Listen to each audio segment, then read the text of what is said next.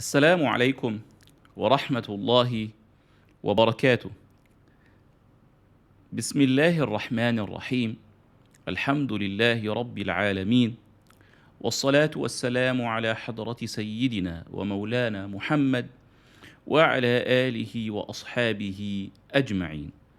سبحانك لا علم لنا إلا ما علمتنا إنك أنت العليم الحكيم. اللهم علمنا ما ينفعنا وانفعنا بما علمتنا وزدنا علما يا أرحم الراحمين. اللهم افتح علينا حكمتك وانشر علينا رحمتك يا أكرم الأكرمين. أما بعد. So Alhamdulillah, welcome to another class of Abhari's Isaghuji, an introduction to traditional logic. Before we begin, inshallah ta'ala, let's make the intention for learning and studying. نويت التعلم والتعليم والتذكر والتذكير والنفع والانتفاع والإفادة والاستفادة والحث على التمسك بكتاب الله وسنة رسوله صلى الله عليه وسلم والدعاء إلى الهدى والدلالة على الخير ابتغاء وجه الله ومرضاته وقربه وثوابه سبحانه وتعالى. So today, inshallah ta'ala, we will begin by quickly reviewing the types of propositions. And then we will talk about the rules of propositions, namely contradiction and conversion.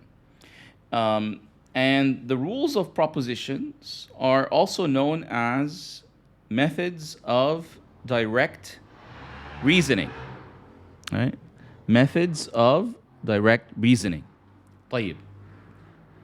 So let's begin by reviewing the types of propositions so that, as a recap for the previous class, and then we delve right into the topics for today, bi'idhnillahi ta'ala. So we said previously in the previous class that a proposition is either categorical, hamliya, qadiyya hamliya, which is of a subject and predicate, or it's conjunctive, conditional, or it is disjunctive conditional. In other words, it is the proposition is either categorical or conditional, qadiyya hamliya or qadiyya shartiyya. And then a shartiyya is either shartiyya muttasila, conjunctive conditional, or shartiyya munfasila, which is a disjunctive conditional. We said that a categorical proposition is formed of a subject and a predicate. It must include a subject and a predicate. So if I say prayer is obligatory, prayer is a subject, obligatory is the predicate. This is an example of a categorical proposition. طيب. A conditional proposition. It is formed of an antecedent and a consequent. So if I say, for example, if the sun has risen, then daylight is present. If the sun has risen, this is the antecedent, then daylight is present is the consequent. Very well. And then we said that we can categorize propositions quantitatively and qualitatively. Now, the quantitative types of a proposition, and if you recall, we mentioned that there are two ways to group them. We said that a proposition is either singular, and a singular proposition is when we're talking about a specific individual, for example. All right. So if we say, Zaid is a writer, right? Zaid is a writer, or your wudu is valid.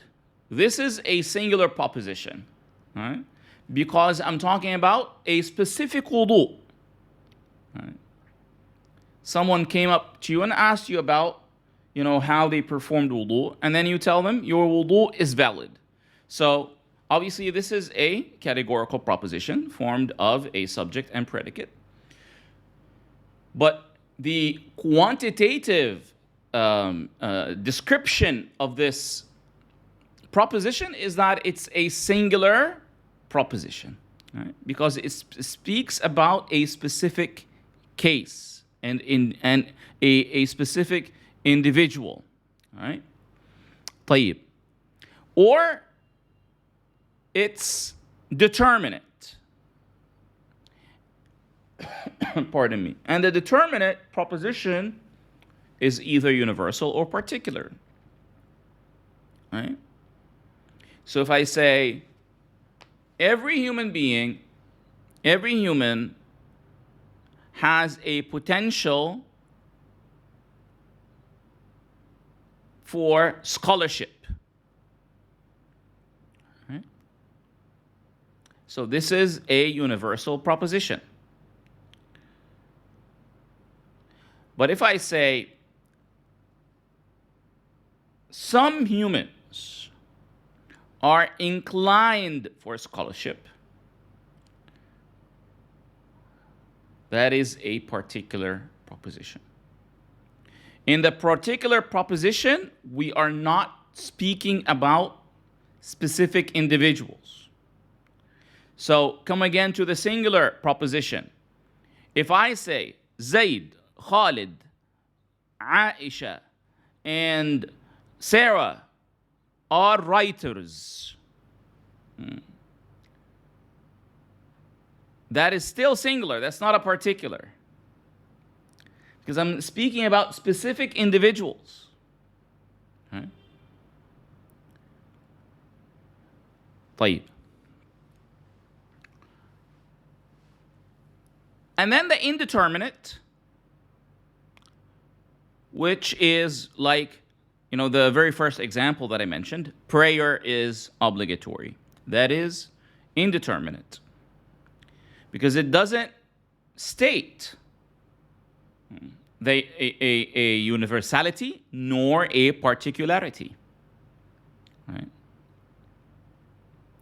And we mentioned in the previous class that a particular, that an indeterminate proposition has the potential or has the strength, the power of a particular proposition. طيب.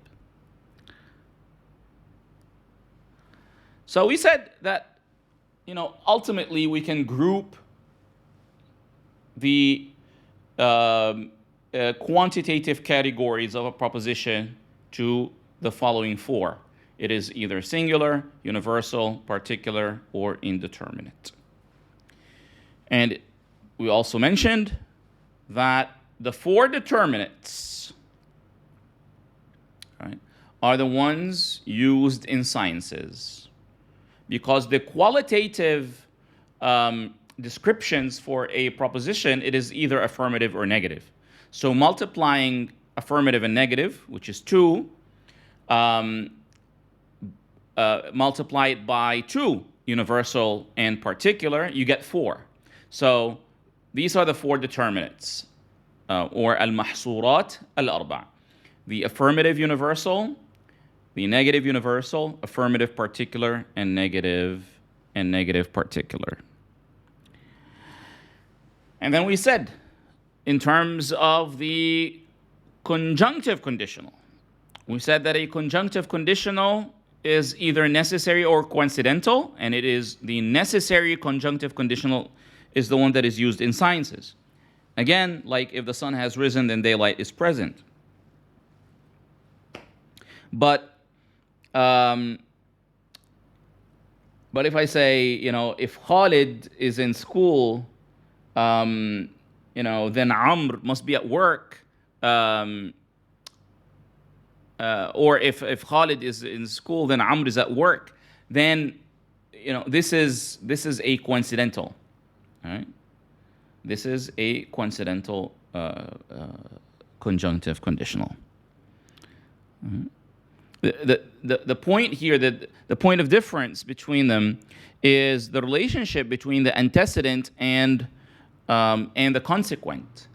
All right? If there's a necessary relationship, if there is luzum, necessity between the antecedent and the consequent, it's a قضية لزومية.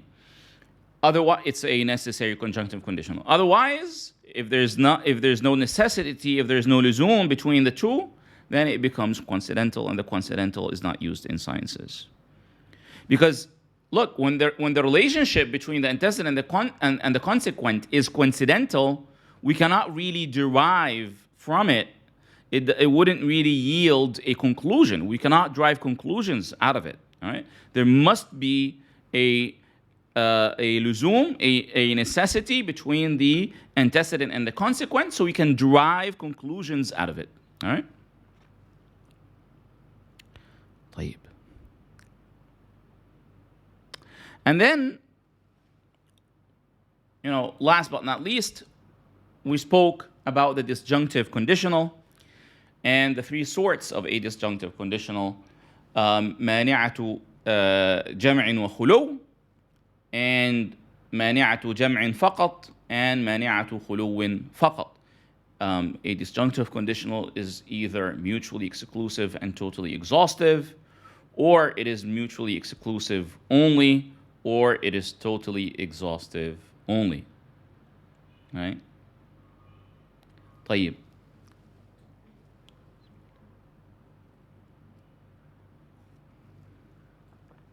So, an example of a mutually exclusive and totally exhaustive is if I say that a thing is either الموجود, an existent thing is either قديم or حادث. It is either pre-eternal, or it either does not have a beginning, or it has a beginning. Right? Whatever exists either has a beginning or does not have a beginning. So that is an example of a mutually exclusive and totally exhaustive. There is no third. If it exists, either that its existence has a beginning or it does not have a beginning. Now, mutually exclusive only, if I say, for example, Zayd is either studying fiqh or hadith. Now, if I say Zayd is either studying fiqh or hadith, in this example,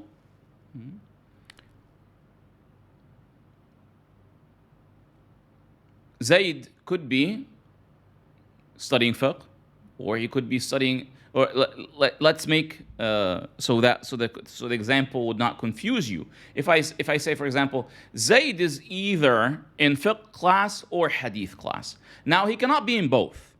He cannot be in the fiqh class and the hadith class, but he can be in a logic class. Right?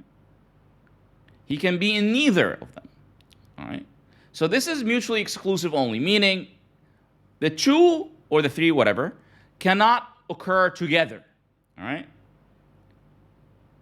So he cannot be in fiqh class and in hadith class. Right? But he can be in neither. All right? So this is the mutually exclusive only. The totally exhaustive only, the cases that are mentioned in the disjunctive conditional, at least one of them must occur. Unlike the mutually exclusive. And they can occur together. Again, unlike the mutually exclusive only. Right?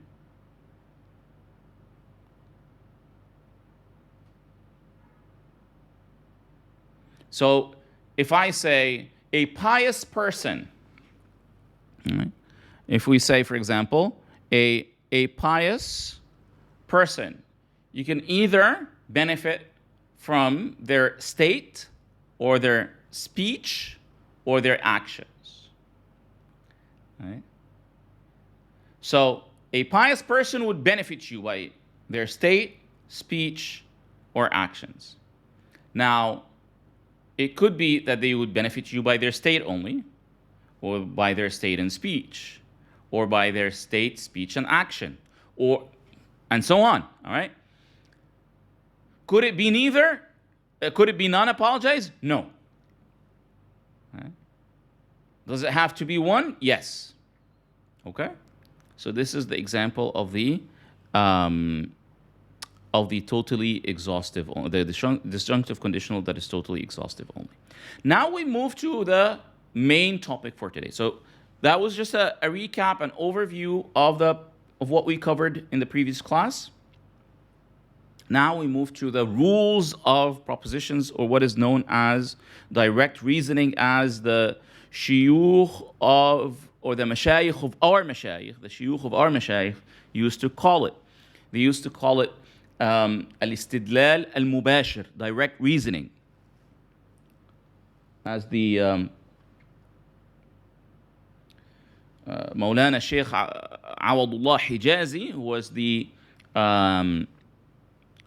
he was the dean or the president of Al-Azhar University in his time. He wrote an introductory work to traditional or to classical and contemporary logic.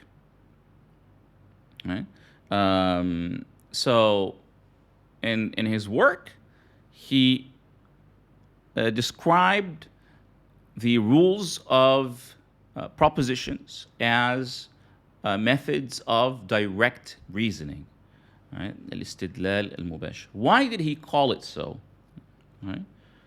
Why did Shaykh Awadullah Hijazi call it direct reasoning? Because in syllogisms, we reason, we derive conclusions from two propositions. We call them premises. Right? So you would say, for example, every physical body is composed, and every composed thing is originated. So every physical body is originated. This is a syllogism. Every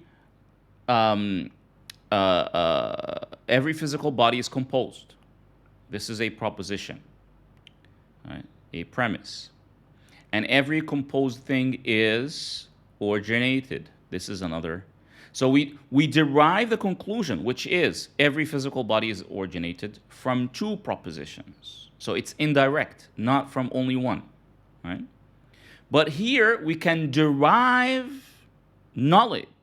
We wouldn't say it here a conclusion, but we can derive knowledge, right, from one proposition. Right? So if I say, for example, Zaid is present. Right? Now, if Zaid is present, if I establish the presence of Zaid, if I can prove the presence of Zaid, right, or if we concede that this proposition is true, then necessarily its contradiction is false. Right? I do not need to prove the falsehood of Zaid is not present. Right? So from a mere single proposition, I can derive knowledge, right, through contradiction or through conversion, as we will see, inshallah ta'ala. Before we begin, there's also another thing I want to note here, is that what is the role of the rules of propositions in sciences? Right? One of the key roles is to double check, as you will see as well, is to double check the validity and soundness of the conclusions, right, of the syllogisms. Right? You can double check syllogisms through these rules. Now, this will make more sense when we study syllogisms. All right? So, this will unravel, inshallah ta'ala. For the meantime, what is clear, inshallah, is that rules of propositions are methods for direct reasoning. We can infer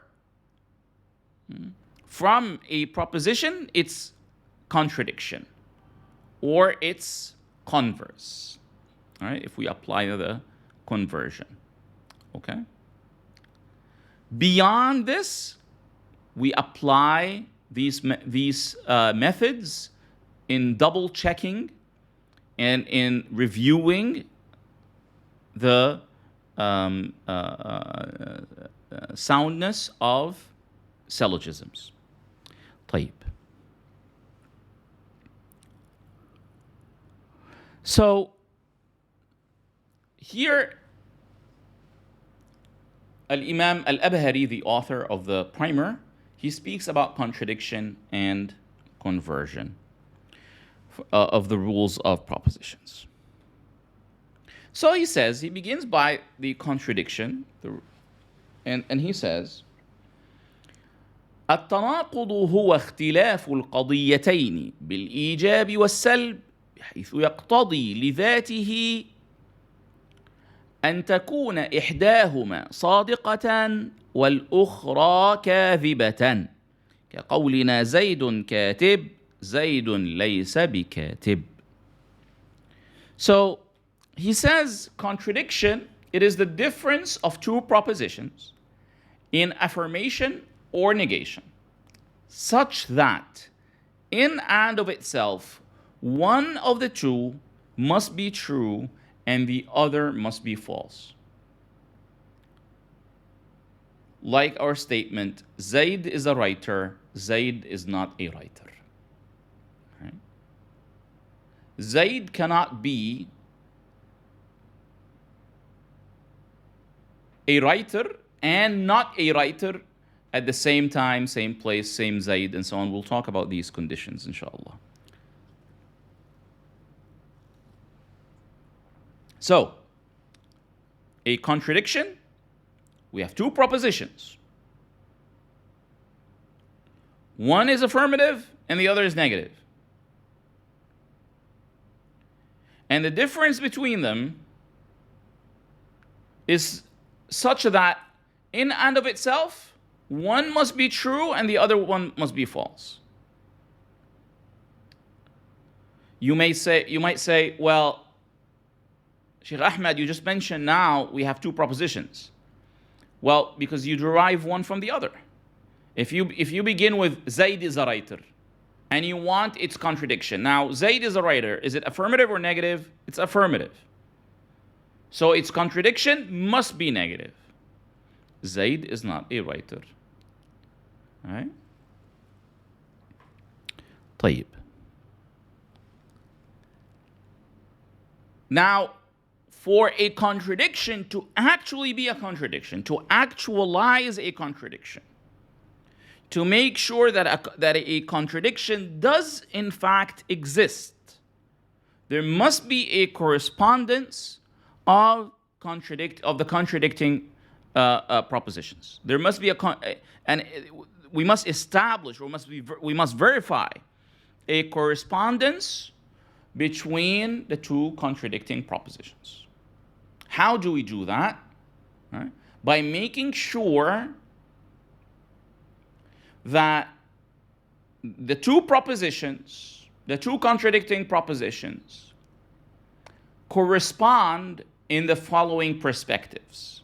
He says, ولا يتحقق ذلك إلا بعد اتفاقهما في الموضوع والمحمول والزمان والمكان والإضافة والقوة والفعل والجزء والكل والشرط. He says, this does not occur, meaning contradiction, unless they both, meaning the two contradicting propositions, correspond in subject, predicate, time, place, relation, potentiality and actuality, whole, part, and condition.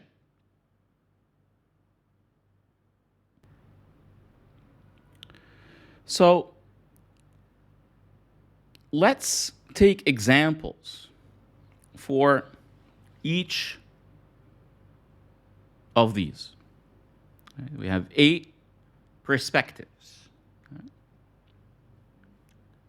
He said, this, meaning contradiction, does not occur unless the two contradicting propositions correspond in subject. So if I say, for example, Zaid is standing, Khalid is not standing. Does these two contradict each other? No. Why? Because when I say Zaid is standing, it is affirmative. Bakr is not standing. It is negative. Yes, but remember, contradiction is not merely about that one proposition is affirmative and the other is negative. It is in a way that they cannot be true together and they cannot be false together. If one is true, then the other must be necessarily false. So Zaid can be standing and Khalid is sitting, is not standing. All right? Then there's no contradiction between the two propositions. All right? So don't say that, well, standing contradicts sitting, but as a proposition. Right? That is not a logical contradiction. A logical contradiction would mean that if proposition A is true, then its contradiction is necessarily false. If two propositions can be true together or false together, they're not contradicting each other. Right? For the two propositions to contradict each other, it must be in a way that if one is true, then the other by necessity is false. Right? Zaid is standing could be true, while Khalid is not standing could be false, but not because they contradict each other. Right? Because we saw Khalid is standing, for example, right? Something like that. But if one is true, then the other is false. It must be by necessity, not by proving by an external proof that one is false. Right? Meanwhile, the other one is true. No. The falsehood must be yielded necessarily. All right? Or the truthfulness must be yielded necessarily. All right? طيب. So what else? He said al-mahmul wal-mahmul. All right? Subject, and then he said predicate. So if I say, for example, Zaid is a writer, Zaid is not a poet. Right? That's not a contradiction. Zaid is a writer, Zaid is not a poet. Okay? This is obviously not a contradiction. And then he says time. So if I say Zaid is present, Zaid is not present. If I'm saying Zaid is present now, and then I say Zaid is not present, meaning an hour ago.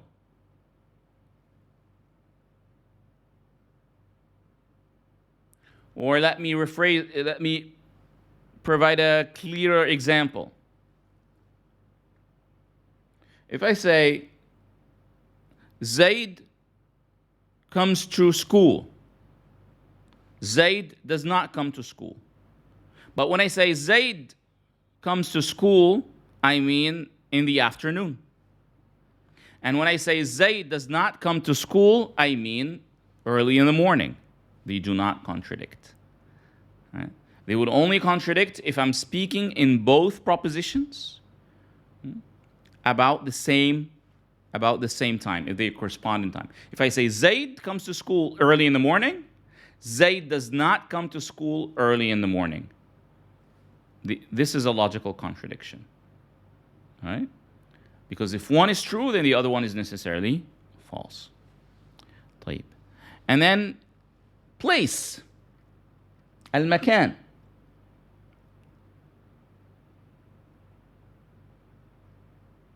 If I say Zaid is present, Zaid is not present. But if I say Zaid is present, meaning in school, Zaid is not present, meaning at home.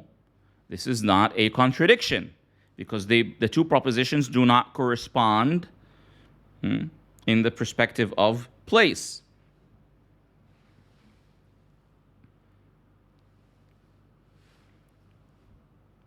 Potentiality and actuality. This is one perspective. Whole and part also, I should have added and, because this is, they're grouped together. So,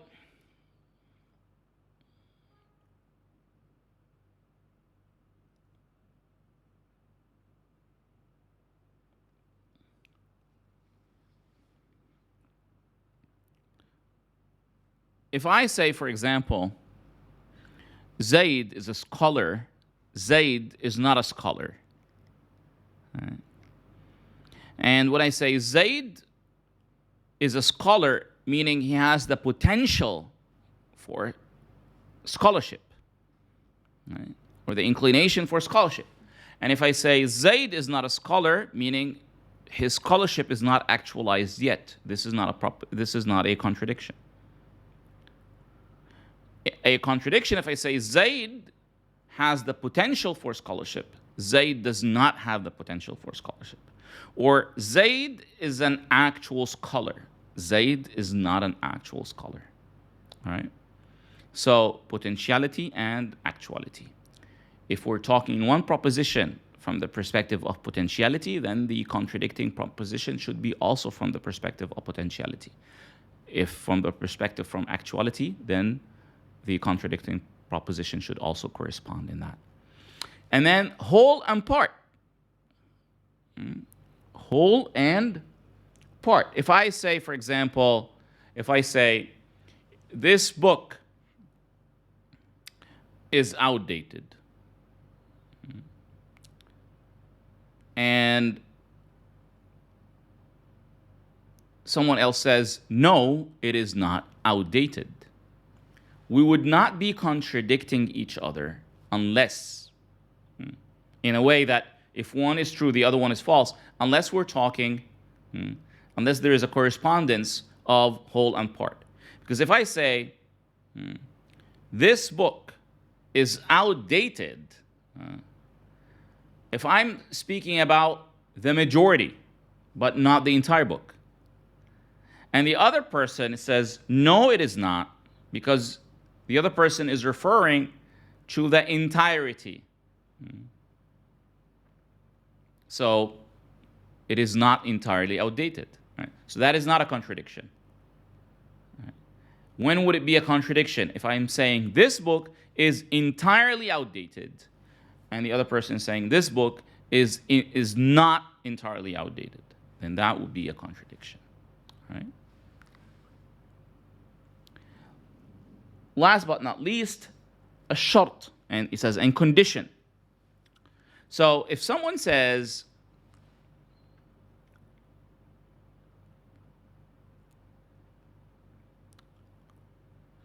this prayer is not accepted, or this prayer is accepted, and the other one says, this prayer is not accepted. Maybe a prayer that has been followed by riya, by showing off. Right? So the one who says this prayer is accepted is talking about a riya, a showing off that originated after the prayer was concluded. Meanwhile, the other person who says, it is not accepted, He's talking about showing off while in prayer. About a riya that originated, that emerged during the prayer, not after. Right? So the condition for the inacceptance of the prayer with riya, that the riya emerges before the prayer and with the prayer or within the prayer, but not after. Okay. So there must be a correspondence in condition. Right? The inacceptance is conditioned by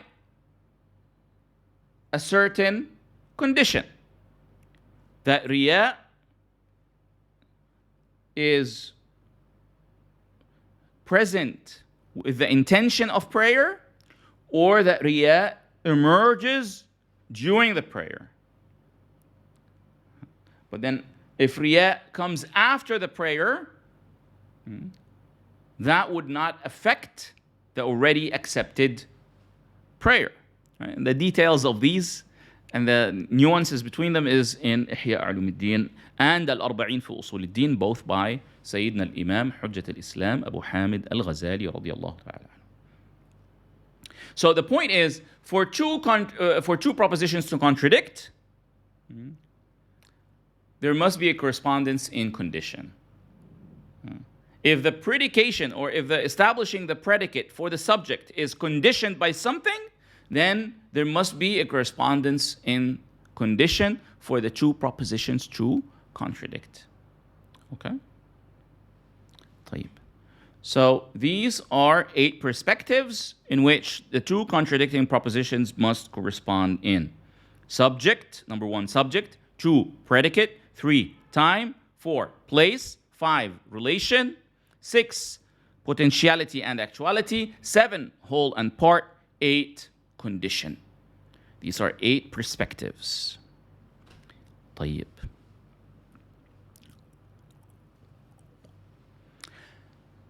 Then, Al-Imam Al-Abhari, the author of the primer, clarifies or illustrates the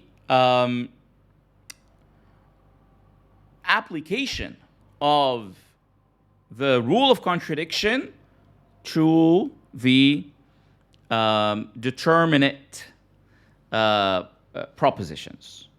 So he begins by the contradiction of an affirmative universal.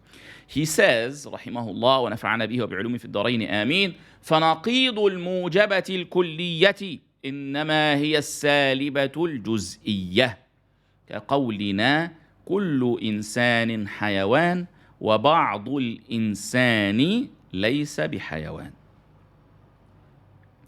He says, hence the contradictory proposition of an affirmative universal proposition is only a negative particular proposition. Like our statement, every human is a creature, every human is an animal.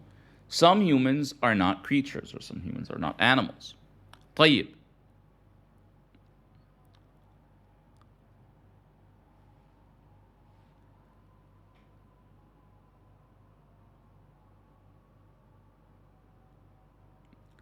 So here, Al-Imam Al-Abhari,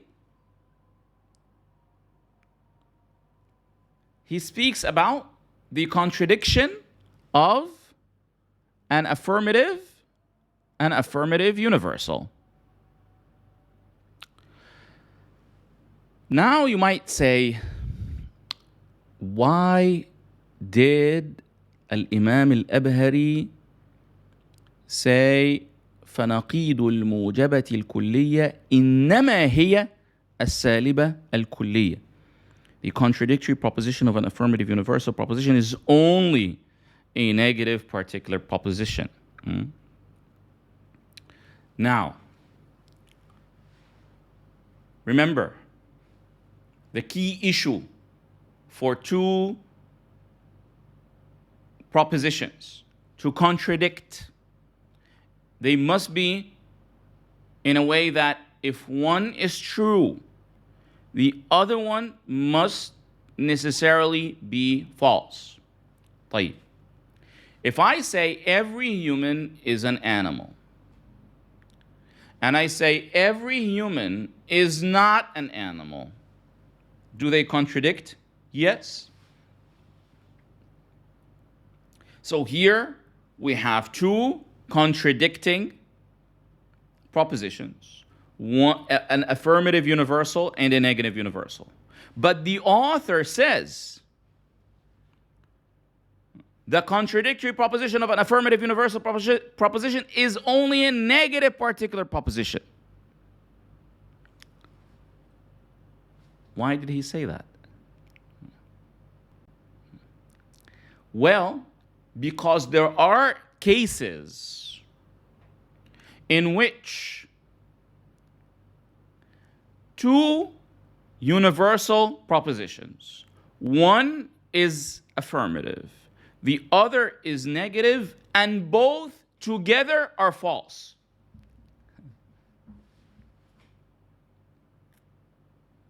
Right?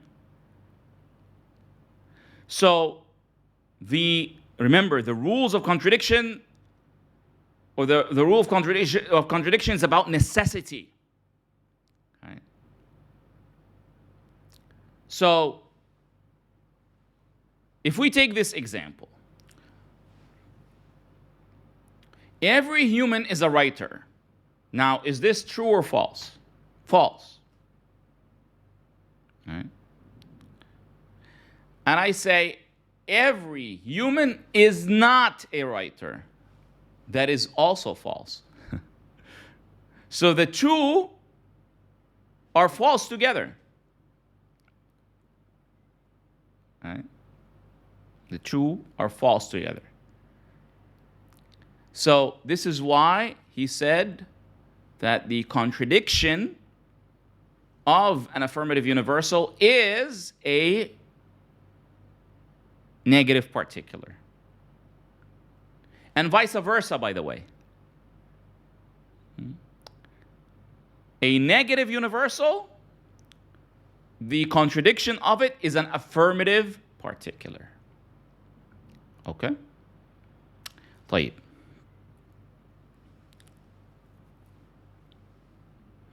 So, in other words, contradiction could occur between two universal propositions. Look, pay close attention. I'm saying contradiction could occur. It can occur. Right? But not in all cases. Right? And if the contradiction occurs between two universal propositions, it will necessarily occur if we make one of these a particular. So for example, if I say, just like here, he says, كل إنسان حيوان. Every human is an animal. Now, this is true, right? So every human is not an animal. This is false. They contradict each other. And if I say some humans are not animals, that is also false. So every human is an animal. When I contradict it with a universal, it contradicts. When I contradict it with a particular, it contradicts. But in some cases, if I try to contradict a universal with a universal, it will not necessarily work. So if I say every human is a writer, now every human is a writer is false. So if I contradict it if I try to contradict it with a universal, but a negative one, saying every human is not a writer, that is also false. And the rule of contradiction, it must be that when one is true, the other one be false. Meaning, if one is false, the other one is necessarily true. So if we say every human is a writer, this is false. Right? So its contradiction must be necessarily true. Right? So every human is a writer is false. What is the contradiction of it? Some humans are not writers, and that is true. Right? Okay, this is true. طيب. So, since this one is false, is established to be false, the other one is true. Okay.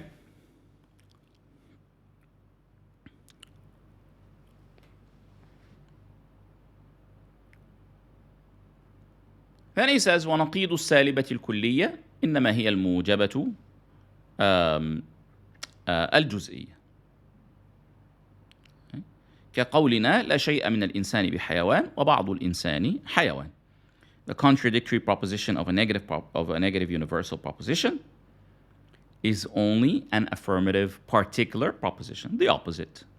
Like our statement, no human is an animal, some humans are animals. Right? No human is an animal, this is false. Some humans are animals, this is true. And you could see the necessity of that.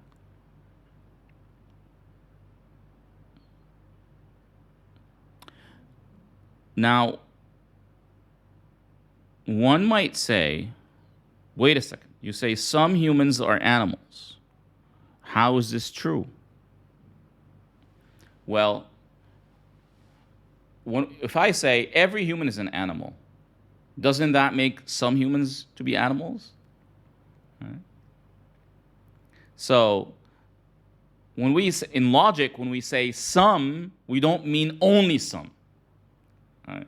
We don't mean that some humans are animals, but not all humans. No, this is not meant in logic. That does not apply to logic. This is something that maybe in day-to-day conversation. But in logic, when we say some humans are animals, we examine this in and of itself only. Right? So no human is an animal in and of itself is false. So what is the contradiction of it? Some humans are animals. Okay? Now, and again, just like what we said with the affirmative universal, we say it with a negative universal. If we say no human is a writer, if I try to contradict this with no human is a writer, this is a negative universal. If I try to contradict it with an affirmative universal, contradiction will not take place because both are false. All right?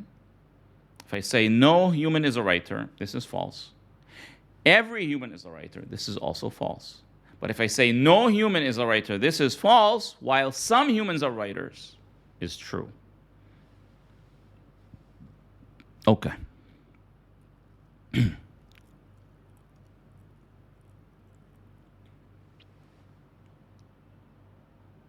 So, this is why the author says, وَالْمَحْصُورَتَانِ لَا يَتَحَقَّقُ التَّنَاقُضُ بين وَالْمَحْصُورَتَانِ لَا يَتَحَقَّقُ التَّنَاقُضُ بينهما إلا بعد اختلافهما في الكمية. It says two determinate propositions with quantifiers cannot be, meaning that indicate a universality or particularity, cannot be mutually contradictory unless they differ in quantity.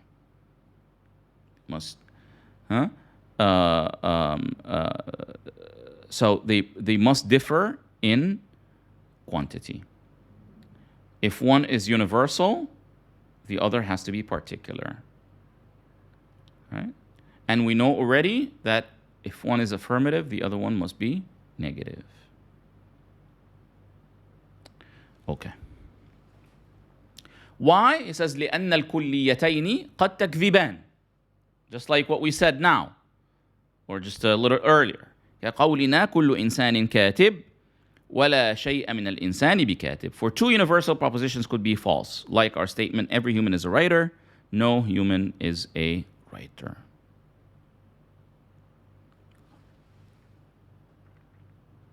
And also from this, you understand from these rules, or from this rule of contradiction, you understand the implication of making hasty generalizations. Right?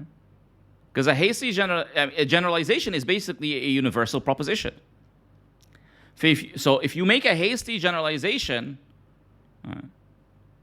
it is only contradicted by a particular proposition. So in other words, it is easily contradicted. Right? So in making generalizations, one has to be very very careful, especially negative generalizations, in which we negate. Because people are, inclined to negate whatever they are not aware of, and to negate it in a general way. Something that they never witnessed, something they never heard about, they say, oh, that does not exist. Or, no, there's nothing like that. And then when you ask them, they say, well, because we never saw one, or we never experienced this, or nobody told us about it. Things of that sort. So this is a fallacy that many fall into, a negative generalization, meaning to generalize a negation. All right? So be aware of that, because it is easily contradicted.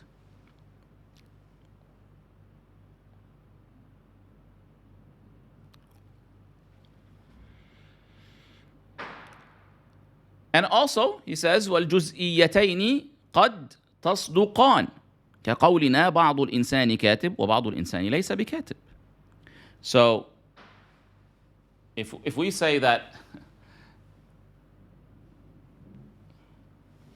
the contradiction of an affirmative universal is a negative particular, well, then the contradiction of a negative particular is an affirmative universal.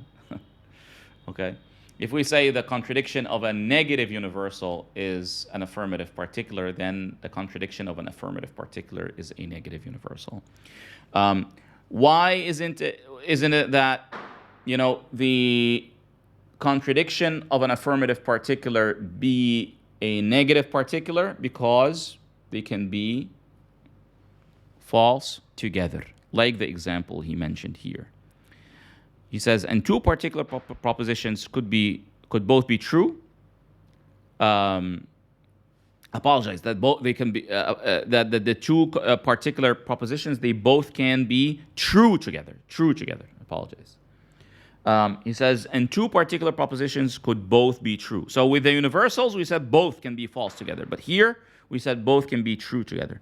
He says, like our statement, some humans are writers, some humans are not writers. Some humans are writers, this is true. Some humans are not writers, this is also true. So they are true together.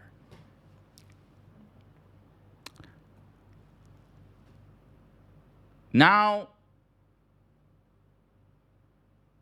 we move to conversion.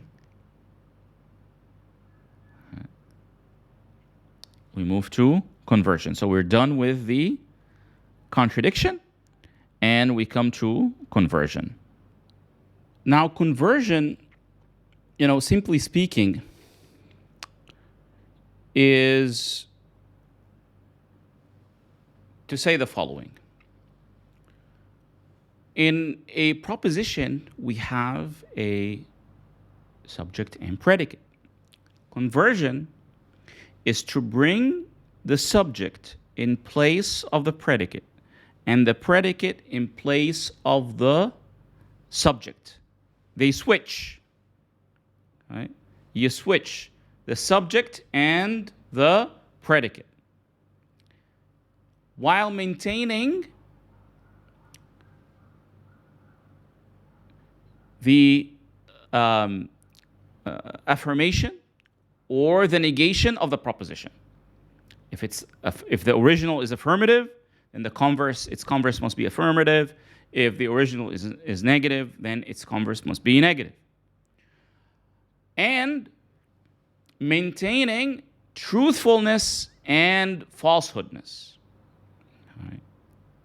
Meaning that if the original is true, then the converse ought to be true. Right? And if the converse is false, then the original would be false. All right. Through the examples, this will be clarified, insha'Allah ta'ala. So he says, وَالْمُوجَبَةُ الْكُلِّيَّةِ لَا تَنْعَكِسُ كُلِّيَّةً إذ يصدق قولنا كل إنسان حيوان ولا يصدق كل حيوان إنسان. He says, an affirmative universal proposition does not convert to a universal. Since our statement, every human is an animal, is true, while every animal is a human is not true. Right.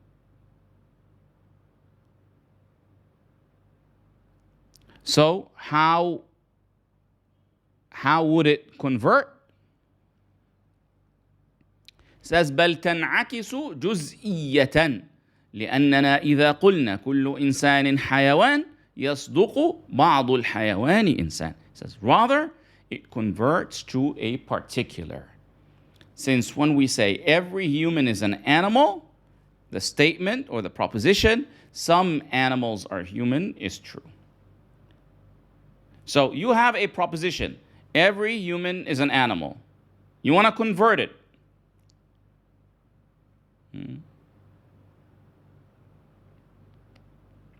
How would you do so?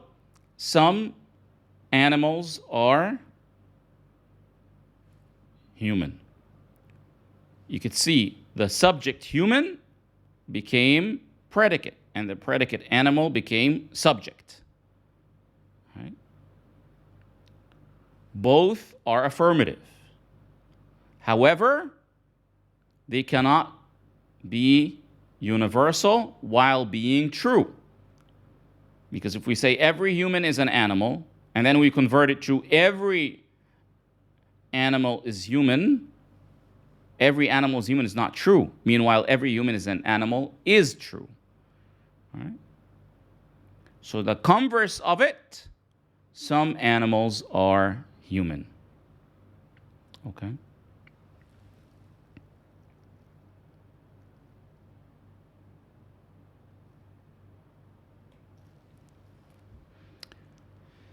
He further explains this by saying, فَإِنَّا نَجِدُ شَيْئًا مَوْصُوفًا بِالْإِنسَانِ وَالْحَيَوَانِ فَيَكُونُ بَعْضُ الْحَيَوَانِ إِنسان. It says, for indeed we find a thing described as being a human and animal, such that some animals are humans. Pretty much straightforward. He's just explaining why the affirmative universal is converted to an affirmative particular.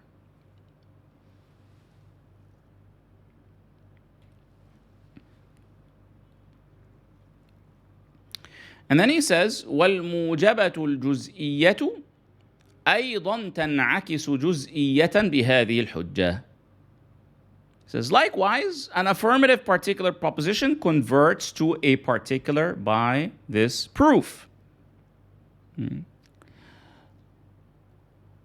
Before we speak about the negative universal, so الموجبة الجزئية تنعكس جزئية.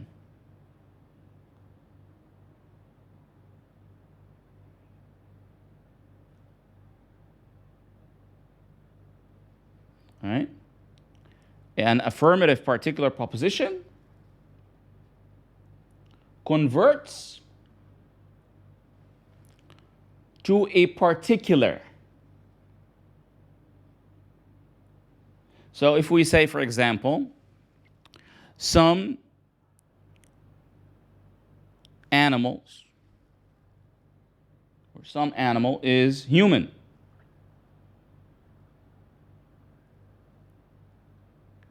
How would we convert it? Some animal is human is true. How would we convert it? We convert it as some human is animal. All right.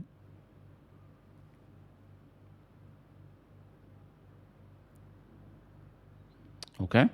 Some human is animal. طيب. So the affirmative particular would not convert as a universal. Because if I say, for example, because I know here in the example that he provided, you would say that, apologize, the example that I provided when we say some, Allahumma salli ala Sayyidina Muhammad, some animals are human, and then some human are animals. You may say, but why don't we convert the original to be universal? Meaning, so that we say some animals are human, and then we say every human is an animal. Why don't we do this? Because it will not work every time. All right? It will not work every time. I'll show you an example. If I say some of what is red are cars, converted to a universal, it would be all cars are red. That is not true. Meanwhile, the original is true. All right? Some of what is red is cars. Cars are, some, and there are red flowers. There are red, plastic boxes, whatever it may be. All right. So it would not work in this case. All right. So, but if we convert an affirmative particular to an affirmative particular, it will work with every subject and predicate. Right? But if we convert an affirmative particular to a universal, to an affirmative universal, it will not work with every subject and predicate. Right? And the principles that we study in logic, they are universal principles. They should apply across the board, necessarily. Okay? And this is the strength of these rules and principles. Comes from that. طيب. And then he says, وَالسَّالِبَةُ الْكُلِّيَّةُ تَنْعَكِسُ سَالِبَةً كُلِّيَّةً. A negative universal proposition converts to a negative universal. Because a negative universal basically states what? It states that there is, it negates the attribution of the predicate to the subject. If I say no human is a stone, then no stone is a human. All right? Simple as that. Now, pardon me. He says, وَذَلِكَ بَيِّنٌ بنفسه لأنه إذا صدق لا شيء من الإنسان بحجر صدق لا شيء من الحجر بإنسان. This is evident in and of itself. Since if no human is a stone is true, then our statement no stone is a human is true. All right?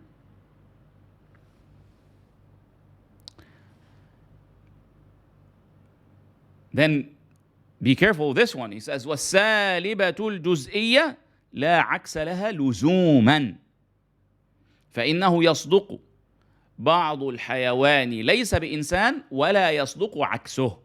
He says a negative particular proposition has no necessary converse.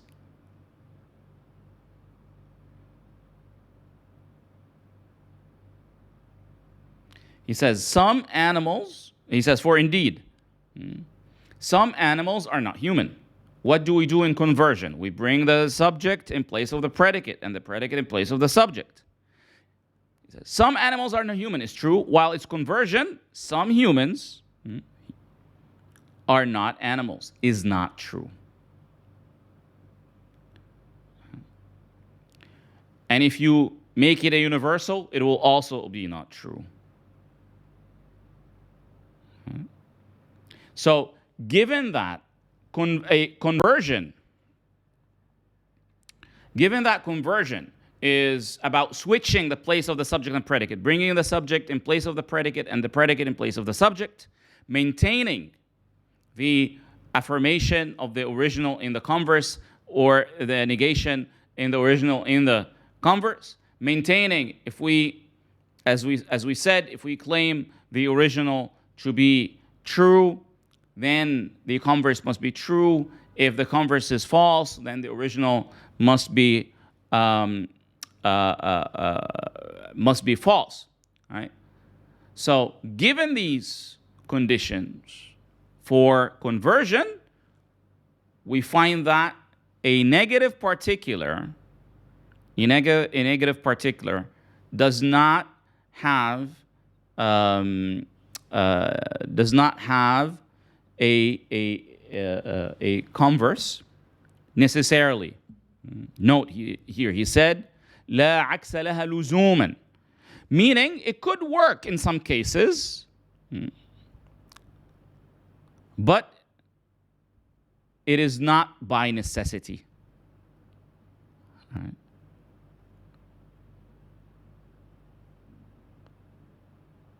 It is not by necessity, because if it's by necessity, it will work in all cases. So in the case that is provided in the example, some animals are not human, is true. Meanwhile, some humans are not animals, is not true. Right? So it doesn't work here. Right? Whether you, as I said, whether you keep it particular or even try and make it universal, will also not work. In other cases, it would work. Like, for example, if we say some stone is not human, convert it, some human is not stone. Both are true. All right? The original and the converse. But with the example provided here, some animals are not human, convert it, some humans are not animals. The original is true, while the converse is false. So there is no necessary converse for it. Right? A negative particular proposition has no necessary converse. Right?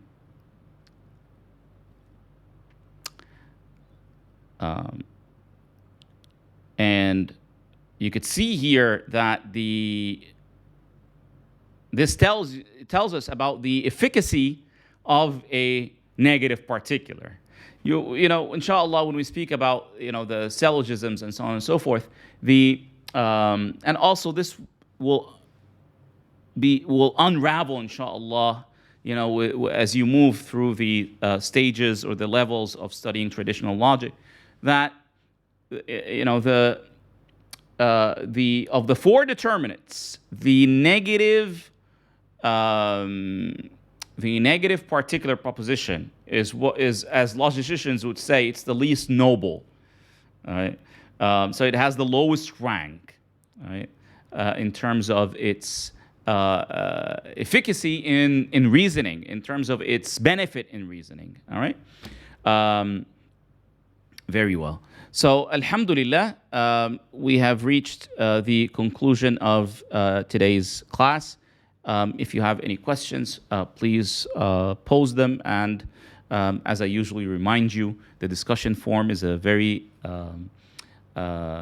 beneficial space for us to enhance our learning and studying, inshallah ta'ala. So if you have any questions, if you have any inquiries, anything that requires clarification, please, say, Shaykh Ahmed, you mentioned this or that in this or that, class.